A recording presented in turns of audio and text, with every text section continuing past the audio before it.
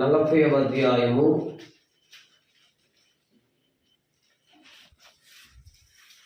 3, 4, 5 వాక్యాలు చదువుకుందాం.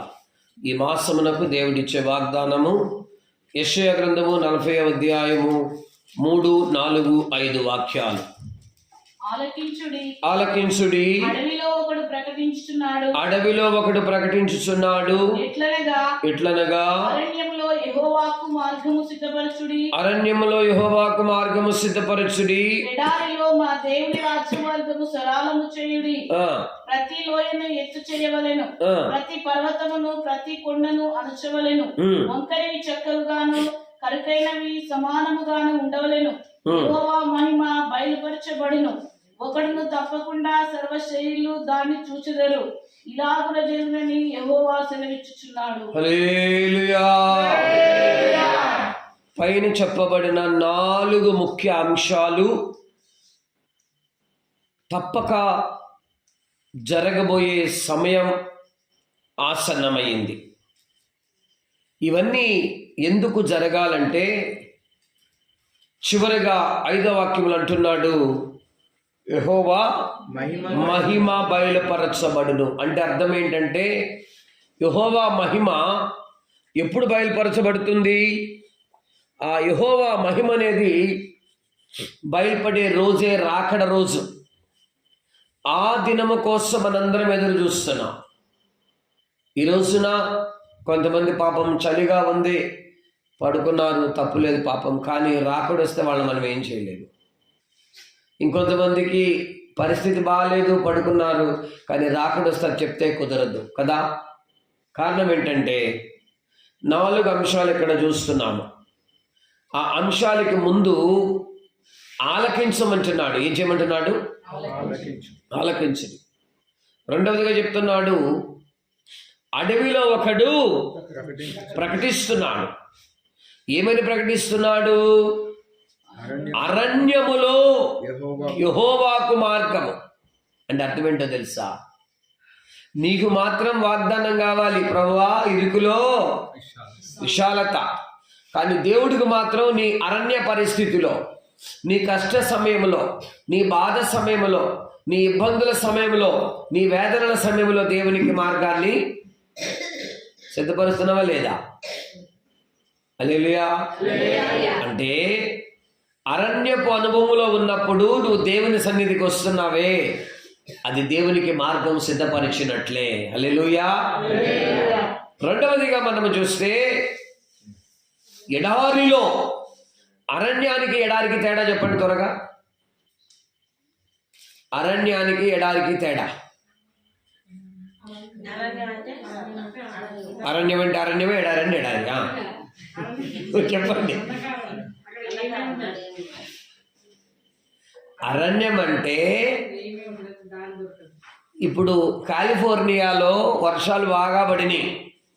ఒకప్పుడు బాగా ఎగిరి, ఒకప్పుడు బాగా ఎదిగి, ఒకప్పుడు బాగా ప్రార్థన చేసి, ఒకప్పుడు బాగా దేవుని యొక్క సన్నిధిలో ఉండి ఎండిపోయిన వాళ్ళు కాలిపోతారు. ఈ మాట భయంకరంగా లేదు? అమెరికాలో అదే జరిగిందంట.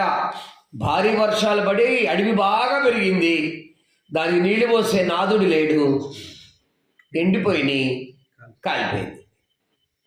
ఇది పరిస్థితి. అంటే మనము కూడా ఎండిపోకూడదు. అతడు ఆకు వాడక తన కాలమందు. ఇప్పుడు మీ పాస్టర్ గారు చెప్పారు. ఏం చెప్పారు? సమయాన్ని ఏం చేసుకోవాలి?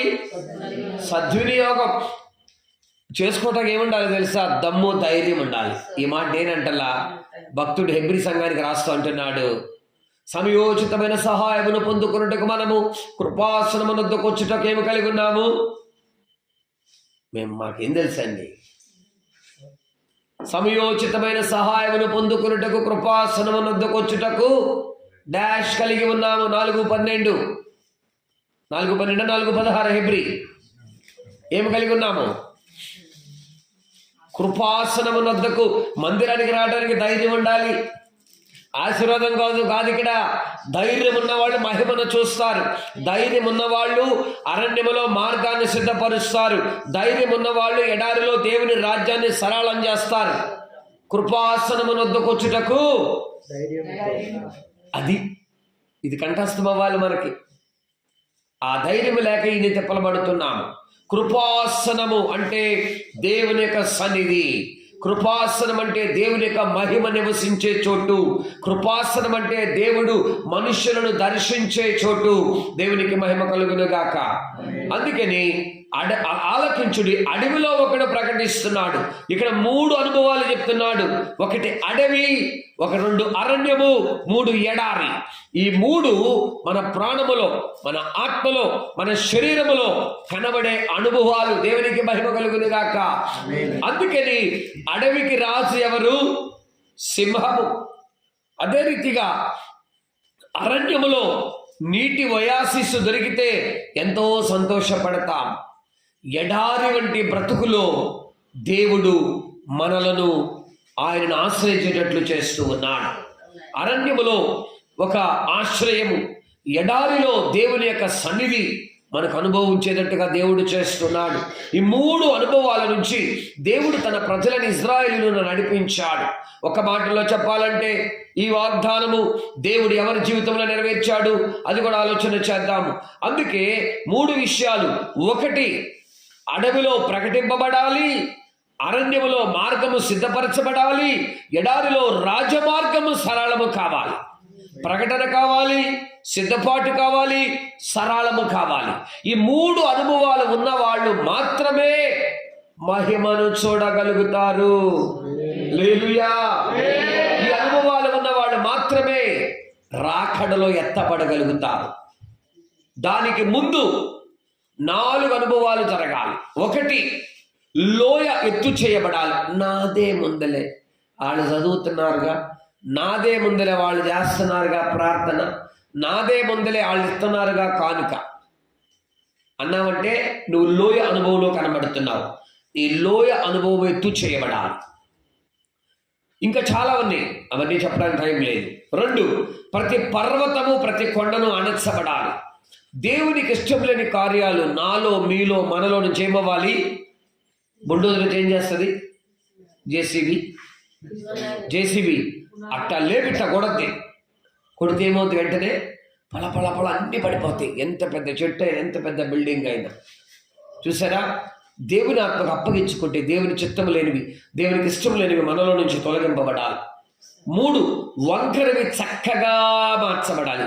కొన్ని విషయాలు వంకరగా ఉంటాయి. చూసారా? అందుకని ఒక సామెత చెప్తారు, మొక్కై వంగండి మానే వంగదు. ఇప్పుడు ఆత్మీయంగా మనం చిన్నగా ఉన్నాము, ఎదుగుతున్నాము. ఎదిగిన తర్వాత అలవాటు అయిపోద్ది. ఆ అలవాటులోని ఆత్మీయ జీవితాన్ని పాడు చేసి సాతాను, విషయం ఏమీ లేదు, చెప్పేవాడు వినేవాడు కూడా వాళ్ళందరూ బాగానే ఉంటారు. ఒకవేళ నువ్వు సరిగ్గా బతుకు బాగు చేసుకోకపోతే నష్టపోయేది వ్యక్తిగతంగా మనం ఒక్కడమేనండి. మనతో ఎవరున్నారు? చివరికి మిగిలేది నీకు ఎన్ని కోట్లున్నా, లేకపోతే నీకు ఎంతమంది బలగం ఉన్నా. మన పెద్ద ఒక మాట చెప్తున్నాడు, నువ్వెంత పెద్ద ఉన్నతమైన స్థితిలో వ్యక్తమైనా, కులగోత్రం ఉన్నా, ఒక కవి అంటాడు, కులగోత్రాలు మలమూత్రాలతో సమానమని. అర్థమవుతుందా? ఈ లోకం దాని మీద నడుస్తుంది. కులగోత్రాలు, మలమూత్రాలు. అయిపోయింది బతుకు. ఒంటరిగానే మనం అనుభవించాలి. అందుకని దీపముండగానే ఇంటిని ఏం చేసుకోవాలి? చక్కబెట్టుకోవాలి. దీపముండగానే సమూయేలు ఎక్కడ పడుకున్నాడు? ఎక్కడ పడుకున్నాడు సమూయేలు? మా ఇంట్లో దీపాలు కట్టేసి అందరూ పడుకున్నారు, మాకేం తెలుసు అంటున్నాడా? దీపం ఉండగానే సమూయేలు దేవుని మందిరంలో పడుకున్నాడు. ఇంటికి వెళ్ళాక చదువుకోండి, 1 సమూయేలు 3లో ఉంటుంది. 3:3 దీపం ఆరిపోక మునుపే సమూయేలు పండుకున్నాడు. అందుకని చెప్పి ఏం జరిగింది అక్కడ? సమూయేలు దేవుడు ఆశీర్వదించాడు. అందుకే ఒక లోయ ఎత్తు చేయబడాలి, పర్వతము అణచబడాలి, వంకరది తిన్నగా రావాలి, కరుకుగా ఉన్నది. అంటే కొన్ని ఎట్టుంటే కరుకుగా ఉంటాయి. కరుకుగా ఉన్న అర్థం ఏంటి తెలుసా? కొన్ని గుచ్చుకుంటుంటాయి. దాన్ని నీట్గా మనం ఏం చేయాలి? సమానంగా చేసేసేయాలి, రబ్ చేయాలి. దాన్ని రుద్ది పడేస్తే నార్మల్గా అయిపోతుంది. ఈ రకంగా జరిగిన తరువాత ఈ 4 మన స్వభావాలను చూపిస్తుంది. ఒకటేమో అన్నిట్లో వెనుకంజ వేసే అనుభవం, అదేమో లోయ అనుభవం. రెండోది పర్వతం అంటే అన్నిట్లో నాకేంటి అనేటువంటి అహంకారం. మూడోది మనం చూస్తున్నాము వంకరతనం. నాలుగోది కరుకుతనం. ఈ నాలుగిట్లో ఏ ఒక్కటి సేవకులైనా విశ్వాసులైనా కలిగి ఉంటే మహిమను చూడలేరు. ఈ మహిమను చూడాలంటే ఈ అనుభవాలు కావాలి. నీ జీవితంలో ఒక అడవి ఉంది, నీ జీవితంలో ఒక అరణ్యం ఉంది, నీ జీవితంలో ఒక ఎడారి ఉంది. అందుకే అరణ్యములోనికి నిన్ను తీసుకుని వెళ్ళి ప్రేమతో నీతో మాట్లాడుతానంటాడు. పరమగీతములో తన ప్రియుని మీద ఆనుకొని అరణ్య మార్గమున వచ్చినది యవతే అని పరమగీతములో సొలొమోను అక్కడ రాస్తూ అంటూ ఉన్నాడు. అంత మాత్రమే కాదు, ఎడారి వంటి ఒక అనుభవములో, ఆ ఎడారిలో అరణ్య భూమిలో ఉన్నప్పుడు అరణ్యమును ఎండిన భూమి ఏం చేస్తాయంట? యెషయా 32లో మనము చూస్తూ ఉన్నాము 15వ వాక్యములో అక్కడ అంటున్నాడు, అరణ్యము ఫలభరితమైన భూమిగాను ఫలభరితమైన భూమి వృక్షవనముగానుండును. అప్పుడు న్యాయము అరణ్యములో నివసించును, ఫలభరితమైన భూమిలో నీతి దిగును, నీతి సమాధానము కలుగు చేయును, నీతి వలన నిత్యము నిమ్మళము నిబ్బరము కలుగును. ఇవన్నీ దేవుని మహిమలో ఉన్నాయి. రాబో దినాల్లో దేవుడు ఈ మాసంలో, ఈ 2వ మాసం, ఇదే నెలలో ఉన్నాం ఇప్పుడు మనం, ఫిబ్రవరి 1వ తారీఖు వచ్చేసింది. మన సెలబ్రేషన్స్ అయిపోయి మాసం అయిపోయింది. రోజులు పొగవలే, ఆ నేతగాని ధోనివలే వెళ్ళిపోతా ఉన్నాయి, ముందుకి పొగవలే వెళ్ళిపోతా ఉన్నాయి. అంటే దాని అర్థం ఏంటో తెలుసా? ప్రభువా మా దినములు లెక్కించుటకు మాకు జ్ఞాన హృదయమును కలుగు చేయమని భక్తులు ప్రార్థన చేసినట్లుగా మనం కూడా ప్రార్థన చేయాలి. అయితే ఈ అరణ్యములో ఈ మాటలు వినబడుతూ ఉన్నాయి. అరణ్యములో అంటే దాని అర్థం ఏంటో తెలుసా?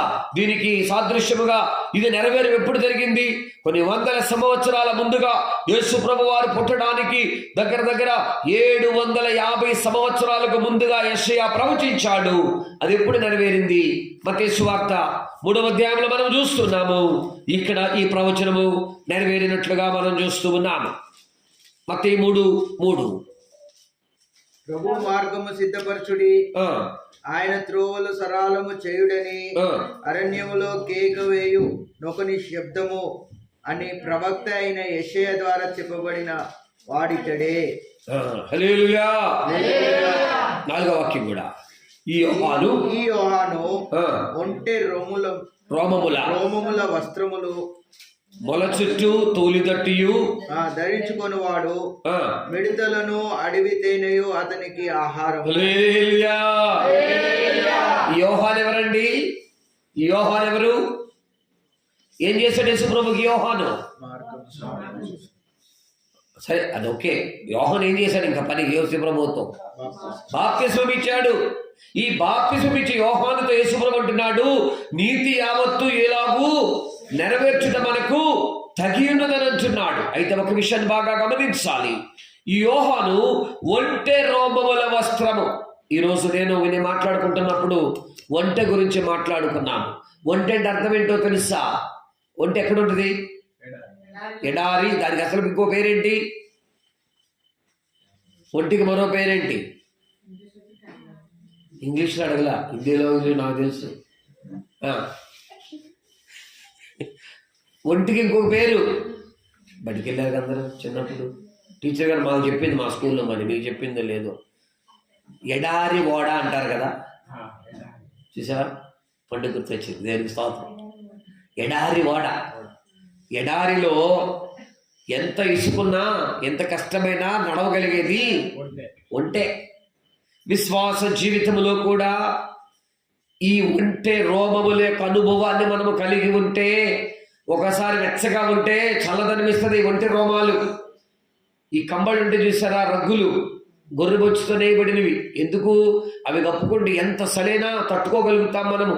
అలాగే ఒంటె రోమములు వస్త్రముగా ధరించినటువంటి వాడు ఈ బాప్తిస్మం ఇచ్చే యోహాను. ఎండలోనేమో చల్లదనాన్ని ఇస్తుంది, చల్లదనంలోనేమో వేడిని పుట్టేస్తుంది. కారణం, అక్కడ ఉన్నటువంటి ఆ యొక్క మిడిల్ ఈస్ట్, మధ్య ఆసియా ఖండములో ఇజ్రాయెల్ దేశము ప్రక్కన, నేను దుబాయ్లో ఉన్నప్పుడు కొద్ది రోజులు చాలా కష్టపడ్డాము. పగలేమో 60 డిగ్రీలు వేడి, రాత్రులు చూస్తే ఎముకలు కొరికే చలి, మైనస్. నేను హోటల్లో నుంచి బయటికి రాలేకపోయాను. భయంకరంగా ఉందన్నమాట అక్కడ. అప్పుడు అర్థమైంది, నాకు ఇంత చలిగా ఉంటుందా? అటువంటి ప్రదేశంలో మన యేసయ్య జన్మించాడు. దేవునికి మహిమ కలుగును గాక. కాబట్టి ఇక్కడ పగలు రాత్రి వాతావరణానికి అనుగుణంగా ఉండటానికి ఒంటె రోమాలను ఆయన ధరించాడు. అంటే అది ఎడారి అనుభవము. ఎడారి జీవితంలో జీవిస్తున్న మనలో కూడా ఇటువంటి వస్త్రం అనేటువంటిది ఆత్మీకంగా ధరించువారమై ఉండాలి. ఆ వస్త్రము లేకపోతే మనము దేవుని యొక్క సన్నిధిలో నిలవబడలేము. హల్లెలూయా. అందుకే భక్తుడు పాడుతుంటాడు, తేజసైన నీ గుడారమందు వసింప పైనున్న వస్త్రము నాకు లేదు. తేజసైన నీ గుడారమందు వసింప పైనున్న వస్త్రము నాకు లేదు. వస్త్రము ధరింప నేను పొందుచున్నాను. వస్త్రము ధరింప నేను పొందుచున్నాను. హల్లెలూయా, హల్లెలూయా, హల్లెలూయా, హల్లెలూయా, హల్లెలూయా, హల్లెలూయా, హల్లెలూయా, హల్లెలూయా. కాచుకొని ఎందుకు కాచుకొనను, కనికర స్వరూపా నీ ముఖము చూచుటకు. కాచుకొని ఎందుకు కాచుకొనను, కనికర స్వరూపా నీ ముఖము చూచుటకు. హల్లెలూయా. పైనున్న వస్త్రము సియోను వస్త్రము, అది మహిమ వస్త్రము. యెహోవా మహిమ బయలుపరచబడును. యెహోవా మహిమను మీరు చూస్తారని యెషయా ద్వారా బయలుపరిచాడు. అంటే దాని అర్థం ఏంటంటే ఇక్కడ మనం తెలుసుకోవాలి, ఒంటె రోమముల వస్త్రముగా ధరించుకున్నవాడు అంటే దాని అర్థము మన జీవితంలో కూడా, విశ్వాస జీవితంలో కష్టాలు వస్తాయి, నష్టాలు వస్తాయి, ఇరుకులు, ఇబ్బందులు, వేదనలు, బాధలు, నిందలు, అవమానాలు ఎన్ని వచ్చినా ఆ వస్త్రం అనేది నీలో ఉంటే నువ్వు కాపాడబడతావు. ఇక రెండవదిగా, తోలు తట్టి తన మొల చుట్టూ తన యొక్క నగ్నతను కప్పుకోవడానికి ఆయన ధరించుకున్నాడు. తోలు తట్టి అంటే అర్థం ఏంటో తెలుసా? ఏదైనా తోటిలో ఉన్నటువంటి ఆదాము హవ్వలు దేవుని ఆజ్ఞను తిరస్కరించిన తర్వాత అంజూరు పాకులు కట్టుకున్నారు. వాటికి బదులుగా ప్రభువు ఏమి ఇచ్చారు? వాళ్ళకి చర్మపు చొక్కాయిలు ఇచ్చాడు. కానీ ఇది చర్మపు చొక్కాయి కాదు, మీరు అది అనుకుంటారని నేను చెప్తున్నాను. అది కాదు. ఇది దేనికి సాదృశ్యం అంటే తన నడుముకు ఆయన ఏం కట్టుకున్నాడు? తోలు దొట్టి కట్టుకున్నాడు. ఈ తోలు దట్టి దేనికి సాదృశ్యము? ఎఫెసీయులకు రాసిన పత్రిక 6వ అధ్యాయంలో మనము చూస్తే 4వ వాక్యములో నేను నడుముకు ఏమి కట్టుకోవాలి? త్వరగా చదువుదాం. 6:14 ఎఫెసీ. ఎలాగనగా సత్యమను తట్టి కట్టుకొని చాలు. సత్యమని తట్టి కట్టుకోవాలి. సత్యమని తట్టి అంటే అర్థం ఏంటి? సత్యం ఏంటి అసలు? ఇక్కడ యోహాను తన నడుముకు కట్టుకున్నాడు. సత్యం అనేటువంటి ఆ యొక్క తోలు దట్టిని కట్టుకున్నాడు. దట్టి అంటే అర్థం ఏంటో తెలుసా? మనం అంతా తెలుగు మాట్లాడాం. అసలు దట్టికి అర్థం ఏంటి? మన భాషలో మామూలుగా మనం వాడతాం అందరూ. ఇప్పుడు ఆడపిల్లలు కూడా పెట్టుకుంటారు ప్యాంట్ల మీద. ఏంటిది అది? నడాలు పెట్టుకునేది ఏంటి? బెల్ట్. దాని ఒరిజినల్ పేరు దట్టి, తోలు దట్టి. కానీ మనం మామూలుగా వాడేస్తాం బెల్ట్ అని. కానీ ఆత్మీకంగా నువ్వు కట్టుకోవలసింది, నువ్వు పొందుకున్న రక్షణ, నువ్వు పొందుకున్న రక్షణ వస్త్రం, నువ్వు పొందుకున్న నీతి వస్త్రం, నువ్వు పొందుకున్న స్తుతి వస్త్రం, నువ్వు పొందుకున్న ఉల్లాస వస్త్రం, నువ్వు పొందుకున్న సన్నపనార వస్త్రం. ఆ బట్టలు జారిపోకుండా, ఎక్కడో పడిపోకుండా. కొంతమంది పిల్లలకి చెప్పులు ఎక్కడ పడినాయో తెలియదు, చెడ్డీ ఎక్కడ పడిపోయిందో తెలియదు, పిల్లలకి ఊడిపోతాయి. ఎందుకు? కట్టుకోవాలి. అలాగే ఆత్మీయ జీవితంలో పసిపిల్లలుగా ఉన్న మనము మన వస్త్రాలు పోగొట్టుకుని తర్వాత రివర్స్ అయిపోతాం, ఆత్మీయ జీవితాన్ని పాడు చేసుకుంటాం. దీనికి గల కారణం నువ్వు పొందుకున్న రక్షణను పాడు చేసుకుంటున్నావు. ఇంతకీ ఈ సత్యం అనే దట్టి అంటే ఏంటి? సత్యం ఏంటి అసలు? యోహాను 17:17 అక్కడ భక్తుడు అంటున్నాడు సత్యం అనేది ఏంటి? త్వరగా చదువుదా. యోహాను 17:17 సత్యమందు వారిని ప్రతిష్ఠ చేయము. హల్లెలూయా. ఇక్కడ బాప్తిస్మము ఇచ్చే యోహాను ఒకటి ఒంటె రోమములతో ఆయన బట్టలు ధరించాడు వాతావరణ పరిస్థితులు తట్టుకోవడానికి. రెండోది ఆయన నడుమును కట్టుకున్నాడు దేనితో? సత్యం అనే దట్టితో, వాక్యం అనే దట్టితో. అందుకే వాక్యమైన రక్షకుడైన పాప పరిహారార్థ బలిగా కాబోతున్న యేసయ్యకు బాప్తిస్మం ఇచ్చాడు. హల్లెలూయా. అంటే మన జీవితాల్లో కూడా మనకి ఈ రోజుల్లో కావాల్సింది, మనకు నూతన మాసాన్ని దేవుడు మనకి ఇచ్చింది ఎందుకో తెలుసా? అడవి, అరణ్యము, ఎడారి అనేటువంటి 3 అనుభవాలలో బ్రతుకుతున్న మనము మార్గమును సరళము చేయాలి. లోతులుగా ఉన్నటువంటి వాటిని మనం సిద్ధపరచుకుని ఎత్తు చేయబడాలి. పల్లమంతా ఎత్తు చేయబడాలి. కరుకైనదంతా చదును చేయబడాలి. వంకరదంతా తిన్నగా చేయబడాలి. కారణం ఆయన మహిమ పరచబడే రోజు రాబోతుంది. ఆయన మహిమను చూడబోయే రోజు రాబోతుంది. ఆ మహిమ గల దినమే యేసయ్య రాకడా. ఆ రాకడలోకి వెళ్ళాలంటే మనం ఇట్ట ఉంటే చాలదు. టీపీఎంలో పాస్టర్ జోయిల్ దాస్ ఒక ఆయన చనిపోయారు. మార్నింగ్ ప్రైజింగ్ 8,000 మంది వచ్చేవాడు తెలుసా? తెల్లారి 4ంటికి ఎంతమంది వస్తారు? 4,000 మంది. 8,000 మంది. DSP, IPS officer, IAS collector అందరూ వచ్చేవాళ్ళు మధురైలో. పాస్టర్ జోయిల్ దాస్ టీపీఎంలో పాస్టర్ గారు పొద్దున్న 4ంటికి ప్రార్థనకి, వారానికి ఒక రోజు కాదు, రోజు. హల్లెలూయా. నాకు డౌట్, పరలోకి వాళ్ళు వెళ్తారా మనం వెళ్తాం? చూసారా? దేవుని సన్నిధిని అలా వెతకాలి మనం. దేవుని సన్నిధిని గురించి దావీదు అంటాడు, యెహోవా మందిరం అనుకోలేదు ప్రజలు నాతో చెప్పినప్పుడు ఏమైంది? ఆయనకి ఆయన హృదయం ఉల్లసించింది, సంతోషించాడు. అందుకే ఆ వస్త్రాన్ని ధరించే వాళ్ళని ఉండాలి. మన నడుముకి ఏం కట్టుకోవాలి? వాక్యంతో కట్టుకోవాలి. వాక్యంతో కట్టుకున్నాడు ఊరినే ఉంటారా? కొంతమంది పిల్లలు గజ్జీలు పెట్టుకుంటారు, లేకపోతే కొత్త ఏమైనా పెట్టుకుంటారు. కొంతమంది చేతి కొంగురమో గాజులో పెట్టుకుంటే ఫోటోలో ఇలా వయ్యారంగా వంకర తిరిగి కింద పడిపోవడమని కాలు చేతిని పట్టుకుంటారు. ఎందుకు? ఆ ఫోటోలో ఊరందరికీ ఎచ్చులు చూపించుకోవాలి. ఎచ్చులు ఇక్కడ ఎచ్చులు చూపించమంటల్లా, నీకున్నటువంటి సత్యాన్ని నువ్వు చూపించు. సత్యముతో ప్రజలను ప్రభు వైపుకు తిప్పు. అందుకే నడుము కట్టుకున్నాడు బాప్తిస్మము ఇచ్చే యోహాను. ఇక 3వదిగా మనం చూస్తే, దీని మీద చాలా విషయాలు ఉన్నాయి కానీ అది సమయం సరిపోదు, తర్వాత ఆలోచన చేసుకోవచ్చు. 3వదిగా మిడతలు. మిడతలు అంటే దేనికి సాదృశ్యం? మనకు వచ్చి చూసారు, టక్ ఎగురుతి పైకి సౌండ్ చేస్తాయే. ఇప్పుడు చైనా వాళ్ళు అది తింటున్నారంటే ఎందుకు తిన్నారు తెలుసా? చాలా మంది చీ ఎట్లే నువ్వు అంటున్నారు. ఒక రోజు రాబోతుంది మనుషుల్ని వండుకు తినే రోజులు రాబోతున్నాయి. బైబిల్లో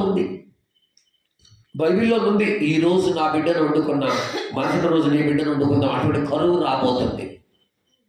ఈ భూమి మీదకి భయంకరమైన కరువు రాబోతుంది. దేవుని వాగ్దానాలు నెరవేరబోతున్నాయి. అవి రావడానికి ముందుగానే ఆయన సంఘం ఎత్తబడబోతుంది. పెండ్లి కుమార్తె ఎత్తబడబోతుంది. ఆ సంఘములో నీవు నేను కనబడాలంటే తప్పకుండా దేవుని సన్నిధిలో మనము సమయాన్ని సద్వినియోగం చేసుకోవాలి. దేవునికి మహిమ కలుగును గాక. ఆ మిడతలంటే ఆ రోజుల్లో దారిద్ర్యంలో ఉన్నవాళ్ళు, కష్టాల్లో ఉన్నవాళ్ళు, బాధల్లో ఉన్నవాళ్ళు తినేటువంటి ఆహారం. అంటే ఒక సన్యాసి వలె, ఒక త్యాగి జీవిగా జీవించాడండి ఈ బాప్తిస్మము ఇచ్చే యోహాను. చైనా వాళ్ళు కూడా అన్నీ తింటారని మనం ఈ అబ్బేచి అంటామా? కారణం ఏంటో తెలుసా? ఒకప్పుడు కరువు వచ్చి వాళ్ళకి తింటాకి ఏమీ లేక ప్రాణాన్ని కాపాడుకోవటానికి వాళ్ళు అవన్నీ తినే అలవాటు చేసుకున్నారు తప్ప వాళ్ళు కూడా మనుషులే. ఇక్కడ బాప్తిస్మము ఇచ్చే యోహాను మిడతలను తిన్నాడు, అదొక ఆహారం. ఇప్పుడు మనం నత్తలు తింటామా? మనం రొయ్యలు తింటామా? వేరే వాళ్ళకి రొయ్యలు అంటారు కొంతమందికి ఇష్టం ఉండదు, సహజం. ప్రతిదీ కూడా. అందుకే దేవుడు పేతురుకి ఆ దుప్పట్లో అన్ని చంపుకు తినమన్నాడు, నేను పరిశుద్ధపరిచానన్నాడు. అంటే ఈ ఒక్కొక్క అనుభవము ఒక్కొక్క వ్యక్తి స్వభావాన్ని చూపిస్తూ ఉంది. కనుక ఇక్కడ మనం అర్థం చేసుకోవాల్సిన ప్రాముఖ్యమైన విషయం ఏంటంటే, ఈ యొక్క మిడతలను ఆయన తిన్నాడు. అంటే దాని అర్థం ఏంటి? ఆ మిడతలను తినడంలో దేవుని యొక్క చిత్తాన్ని అతను గుర్తిస్తున్నాడు. ఆ మిడతల వంటి ఎగిరే అనుభవాన్ని అణిచివేసే అనుభవాన్ని చూపిస్తుంది. ఇక 4వదిగా తేనె అతనికి ఆహారం. తేనె దేనికి సాదృశ్యం? నీ మాటల మకరందం. మకరందం ఎక్కడ ఉంటుంది? ఒక గార్డెన్లోకి 3 వెళ్ళారంట. ఒకడేమో సెల్ఫీలు దిగుతున్నాడు, ఫోటోలు తీసుకుంటున్నాడు. ఇంకొకడేమో పుస్తకాలు రాసేసుకుంటున్నాడు. కానీ ఇంకొక వ్యక్తి ఒక పువ్వు దగ్గరికి వెళ్ళి వాలి దానిలోని మకరందాన్ని పీడిస్తున్నాడు. అదే తేనెటీగ. సంఘానికి వచ్చేవాడు కూడా జిలిపి జిలిపి జింగారే నా సోపు చూడు నన్ను చూడని వచ్చేవాడు కొంతమంది ఉంటారు. ఇంకొంతమంది మేము పెద్ద సంఘానికి వెళ్ళేవాడు స్విచ్లు చెప్పుకోవడానికి కొంతమంది ఉంటారు. ఇంకొంతమంది ఆ వాక్యం అనే దేవుని యొక్క పువ్వులో ఉన్న మకరందాన్ని ఆస్వాదించి వాళ్ళ జీవితాలను బాగు చేసుకునే ఒక గుంపు ఉంటుంది. పాట పాడతాం, నీ మాటల మకరందము పాడుతున్నావు, కానీ ఆ మకరందం నీలో ఉందా? మకరందం నీలో ఉంటే నీ బ్రతుకు తీయగా ఉంటది. మకరందం నీలో ఉంటే జుట్టు తేనె దారుల కన్నా మధురమైనది పాడతావు, కానీ ఆ మాధురి నీలో ఉందా? అది మనలోనికి రావాలి. అందుకే ఇక్కడ తేనె, కొండ తేనెతోనూ మంచి గోధుమలతో నిన్ను తృప్తిపరుస్తానంటున్నాడు. చెట్టు చివరిగా మనం అర్థం చేసుకోవాల్సిన విషయం ఏంటో తెలుసా? ఈ బాప్తిస్మం ఇచ్చే యోహాను ఏ విషయంలో ఎట్లా ఉన్నాడో తెలుసా? దైవ చిత్తమును చేశాడు. అరణ్యము, ఎడారి, అడవి అంటే ఒకే విషయాన్ని మనం గుర్తుపెట్టుకోవాలి. యోహాను సువార్త 7:17 మనం చూస్తున్నాము. దైవ చిత్తం అనేది ఇక్కడ కనబడుతూ ఉంది. అందుకని చెప్పి దేవుని చిత్తములో మనం ఉన్నప్పుడు మన జీవితంలో ఈ అనుభవాలన్నీ మనము అకలింపు చేసుకుంటాం, అభ్యాసం చేసుకుంటాం. చదవండి మాట యోహాను 7:17. ఎవడైనను ఆయన చిత్తము చొప్పున చేయ నిశ్చయించుకొని, ఎవడైనను తన చిత్తము చొప్పున చేయ నిశ్చయించుకుని ఎడల ఆ బోధ దేవుని వలన కలిగినదో, ఈ బోధ దేవుని వలన కలిగినదో, లేక నాయంతట నేనే బోధించుచున్నాను, నా ఎంతట నేనే బోధించుచున్నాను వాడు తెలుసుకొనును. అది యేసుప్రభువు చెప్పిన మాట. ఇది ఆ దైవ చిత్తము చేసేటువంటి యేసయ్యకు మార్గాన్ని సరళము చేస్తూ ఉన్నాడు. ఇతడు అరణ్యములో, ఎడారిలో, అడవిలో తిరుగులాడుచున్నాడు. ఈ రోజును కూడా మనము కూడా అరణ్యపు పరిస్థితిలో, అడవి వంటి పరిస్థితిలో, ఎడారి వంటి పరిస్థితిలో కనబడుతున్నాం. అందుకే యేసుప్రభువు వారు బాప్తిసం పొందిన వెంటనే దేవుని ఆత్మచేత అరణ్యములకు కొనిపోబడ్డాడు. అరణ్యములోకి వెళ్ళిన తర్వాత దుష్టాత్మ సాతానుడు పరీక్షించాడు. అరణ్యములో ఏముంటాయండి? క్రూర మృగాలు ఉంటాయి. భయంకరమైనటువంటి కార్యాలు అక్కడ మనం చూస్తూ ఉన్నాము. అంటే అరణ్యమైనటువంటి విశ్వాస జీవితంలో ఉన్న క్రూర మృగాల నుండి తప్పింపబడటానికి మన యేసయ్య మన కోసం ముందుగానే పరీక్షింపబడ్డాడు. అందుకే ఆయన అంటున్నాడు, నేనే మార్గమును, నేనే సత్యమును, నేనే జీవమును అంటున్నాడు. అందుకే ఆయన మహిమను చూడాలంటే నువ్వు అరణ్యములో ఉన్నప్పటికీ, ఎడారిలో ఉన్నప్పటికీ, అడవిలో ఉన్నప్పటికీ నీ ప్రియుని మీద నువ్వు ఆనుకోవాలి. ఆ ప్రియుని మాత్రం నువ్వు ఆశ్రయించాలి. అంతే దాని అర్థము ఆయన చిత్తాన్ని చేయాలి. ఎవరు పడితే వాళ్ళు పరలోకానికి వెళ్ళలేరండి. ఆయన చిత్తమును చేయవారు మాత్రమే. ఇక్కడ బాప్తిసం ఇచ్చే యోహాను స్త్రీలు కలిగిన వారిలో ఆయన కంటే గొప్పవాడు ఎవడో లేడు, కానీ తను తాను తగ్గించుకున్న వాడు పరలోకమందు అతని కంటే గొప్పవాడనే సెలవిచ్చాడు. అంత మాత్రమే కాదు, బాప్తిసం ఇచ్చే యోహాను మాట్లాడుతున్నాడు, ఆయన హెచ్చవలసి ఉన్నది, నేను తగ్గవలసి ఉన్నది. ఇక్కడ దైవ చిత్తం. యేసుప్రభువు వారు ప్రార్థన నేర్పించినప్పుడు ఒక మాట చెప్తున్నాడు, పరలోకమందున్న మా తండ్రి, నీ నామం పరిశుద్ధపరచబడును గాక, నీ రాజ్యము, నీ చిత్తము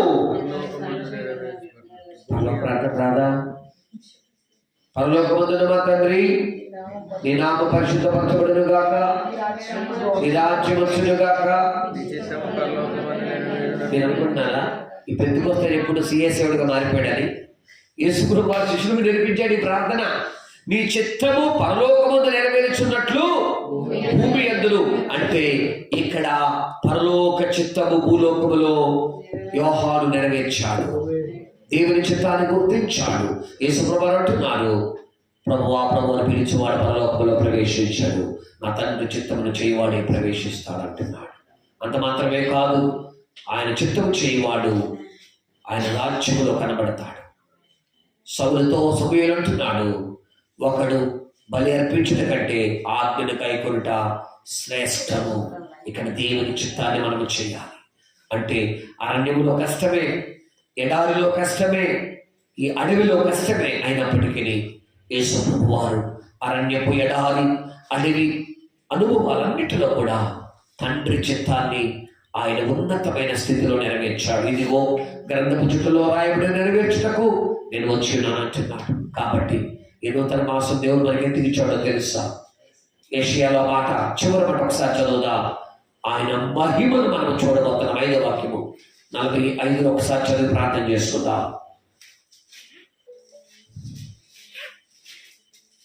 హల్లెలూయా, స్తోత్రం స్తోత్రం స్తోత్రం. దేవుని చిత్తాన్ని ప్రార్థనలోను వాక్య పఠనంలోను అదే రీతిగా దేవుని యొక్క వాక్యాన్ని ఆలకించడం ద్వారా మనం తెలుసుకోగలుగుతాం. యెషయా 45